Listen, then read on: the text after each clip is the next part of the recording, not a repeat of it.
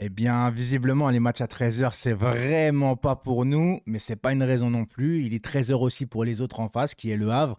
Et on va dire qu'on a vécu vraiment un match très compliqué. Alors, côté positif, pour le moment, j'ai envie de te dire, bah voilà, Nice a perdu hier. Tu prends 3 points, tu as 4 points d'avance sur le deuxième. C'est les côtés positifs, pas de problème. Au niveau comptabilité, voilà. Maintenant, en termes de jeu, on sait très bien que cette année au Paris Saint-Germain, c'est compliqué. Luis Enrique a du mal à instaurer son système de possession de balle, etc. Il y a eu un fait de jeu directement avec, encore une fois, une bourde de Donnarumma. Alors moi, je veux bien le défendre à chaque fois qu'il est bon sur sa ligne, etc. Enfin, quoique contre Newcastle, il relâche la balle facilement. Donc j'ai envie de te dire que maintenant, il a plein de défauts. Plus cette faculté à pas lire le jeu, en fait. Tu vois, c'est ça le problème, c'est que des fois, il est lent et tu as l'impression qu'il est déconcentré. Il voit pas le joueur arriver, en fait. Alors qu'il a le temps de le voir.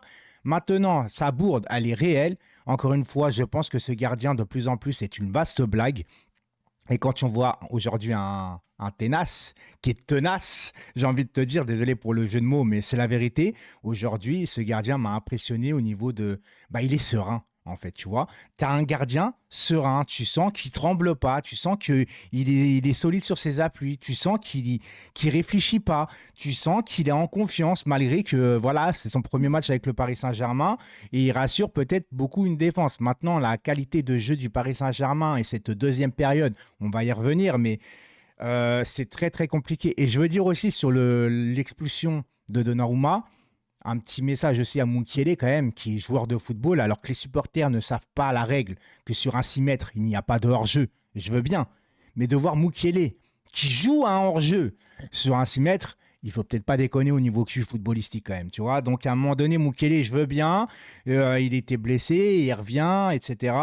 Mais à un moment donné, hey, les gars, apprenez au moins les règles du football en tant que joueur professionnel, ça serait un peu bien quand même, tu vois. Je sais que les supporters, il y en a beaucoup, j'en ai vu sur Twitter dire, mais comment ça se fait que la VAR ne revient pas sur le hors-jeu? Il n'y a pas de hors-jeu sur un dégagement. Voilà, tout simplement, sur un 6 mètres, il n'y a pas de hors-jeu. Voilà. Ça, c'était la règle de base pour ceux qui ne savaient pas. Comme ça, maintenant, vous savez. Tena, je vais pas revenir dessus. Il a fait des super parades. Il a fait voilà, des arrêts décisifs. Hein, le double arrêt à un moment donné, même s'il y a beaucoup de réussite. La réussite, je le dis souvent, ça se provoque. La chance d'un gardien, c'est aussi des fois le signe d'un grand gardien de football. Je sais même pas quel âge il a Tenas, dites-moi en commentaire. Mais moi, je trouve que Tenas m'a impressionné. Et aussi, un joueur qu'il faut souligner aujourd'hui, c'est Danilo. Danilo, aujourd'hui, a tenu la baraque à lui tout seul. Mais vraiment, il a tenu la baraque à lui tout seul. Et souligner aussi le sauvetage de Solaire avant l'expulsion de Donnarumma, qui, malgré que j'aime pas Solaire, etc., aujourd'hui, il a été placé dans un registre difficile pour lui. Hein, latéral gauche et tout, c'est pas évident. Mais il rend service à l'équipe.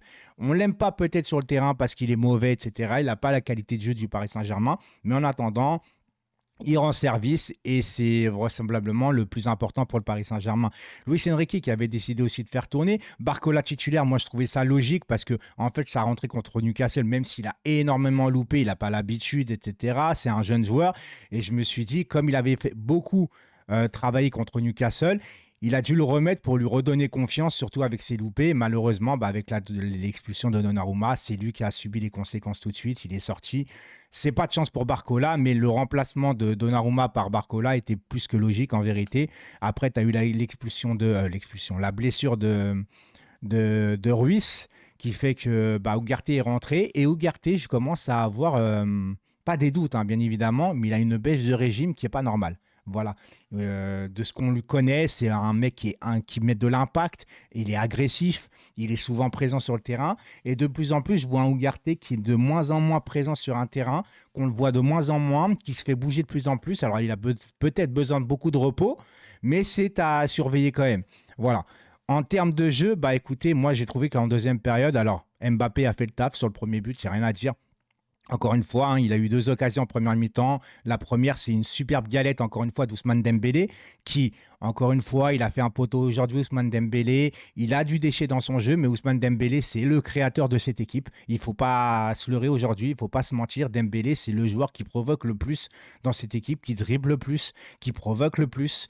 Il rate, c'est vrai, mais il donne aussi beaucoup de passes décisives, notamment la première où Dembélé il rate, où Mbappé rate son face-à-face et après, bah, le but de Dembélé, le but, putain, je commence à bugger de ouf.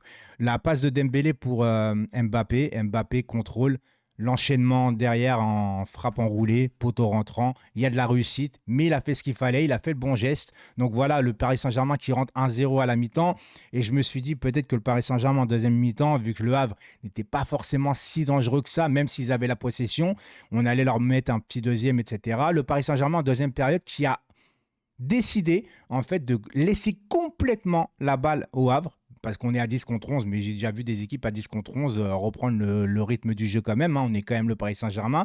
Alors oui, on a eu beaucoup de départs, beaucoup d'arrivées, mais j'estime quand même qu'on avait une équipe pour tenir quand même un minimum le ballon, surtout avec Vitinha au milieu de terrain. Et non, en deuxième période, on a décidé complètement de laisser la balle au Havre et de jouer en contre-attaque. Ce que je ne comprends pas dans cette deuxième période et qui m'a beaucoup déçu en vérité, c'est que tu décides de jouer en contre-attaque, mais les contre-attaques, tu ne les joues pas à fond en fait.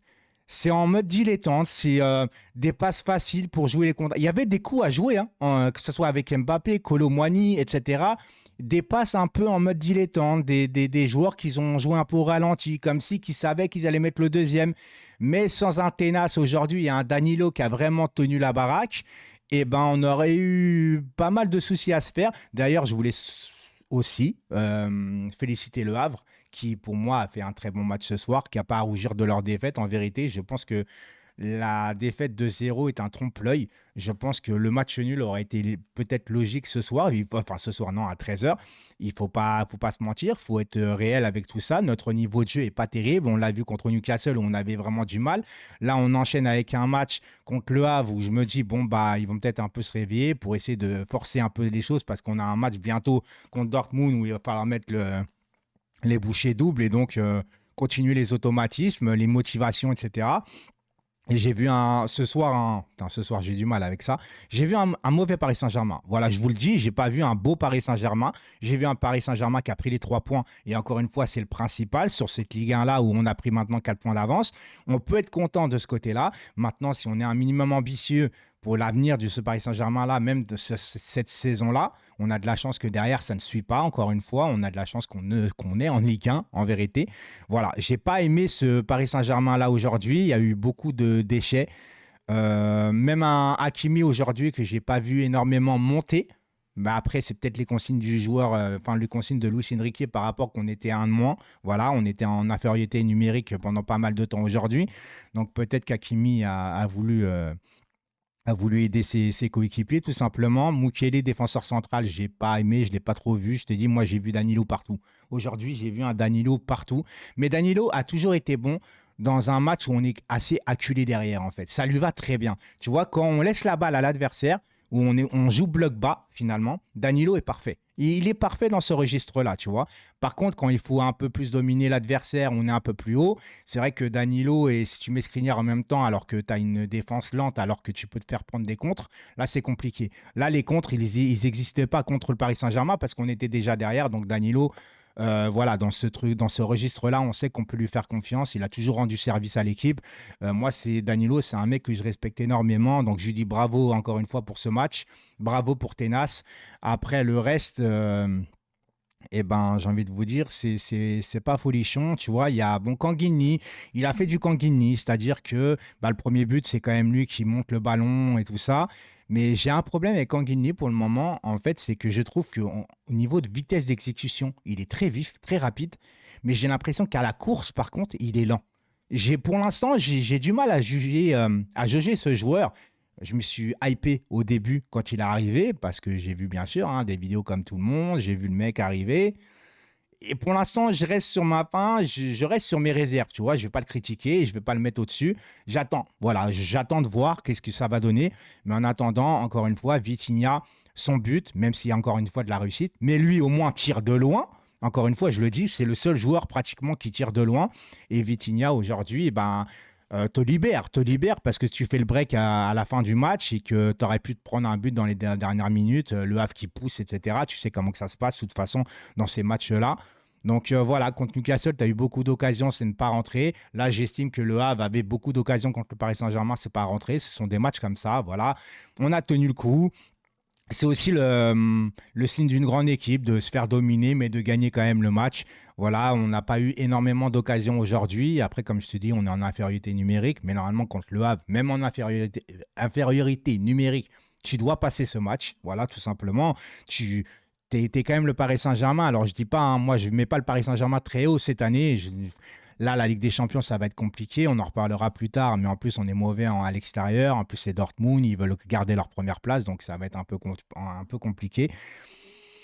On verra ce que ça donne. Moi, j'ai toujours dit que cette année, malgré le recrutement avec beaucoup d'argent, hein, Kolo Muani, c'est 80, Barcola, je ne sais plus c'est combien, Ugarte, c'est 60. Donc, tu as quand même mis beaucoup d'argent. Mais je trouve qu'on reste quand même dans une année de transition. Et je suis en train de me demander réellement, vu que les numéros 9 au Paris Saint-Germain, ça ne réussit pas énormément. Je pense que cette année, le numéro 9 doit revenir à Mbappé parce que c'est le seul aujourd'hui qui peut sacraliser un peu les ballons et ça nous permettrait de jouer un peu plus dans l'axe, vu qu'Mbappé, voilà, c'est un aimant à ballon.